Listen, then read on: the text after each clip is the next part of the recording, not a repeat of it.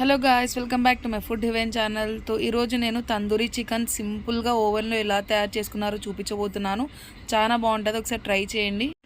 ముందైతే నేను ఇక్కడ 4 చికెన్ లెగ్ పీసెస్ తీసుకున్నాను. దాంట్లో 1 లేదా 2 టీ స్పూన్ అల్లం వెల్లుల్లి పేస్ట్, సరిపోయినంత ఉప్పు, తందూరి చికెన్ మసాలా బయట షాప్లో దొరుకుతుంది, అది కొద్దిగా వేసుకున్నాను. తర్వాత చికెన్ మసాలా 1 టీ స్పూన్ తీసుకున్నాను. కొద్దిగా పసుపు, సరిపోయినంత కారం వేసుకొని బాగా కలుపుకోవాలి. మనం వేసుకున్న మసాలాలన్నిటిని బాగా ముక్కలకు పట్టియాలి. తర్వాత నేను దీంట్లో కలర్ కోసం ఫుడ్ కలర్ని యూస్ చేశాను. మీకు అవసరం లేదంటే స్కిప్ చేసేయవచ్చు. తర్వాత ఇక్కడ 2 టేబుల్ స్పూన్ పెరుగుని వేసుకొని బాగా కలుపుకోవాలి. దీన్ని 1 లేదా 2 అవర్స్ వరకు మ్యాగ్నేట్ అయ్యేంత వరకు పెట్టేయాలి.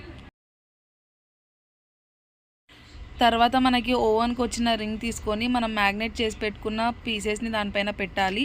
తర్వాత కొద్దిగా ఆయిల్ని దానికి పట్టియాలి, ఎందుకంటే పీసెస్ దానికి తగలకుండా ఉండడానికి.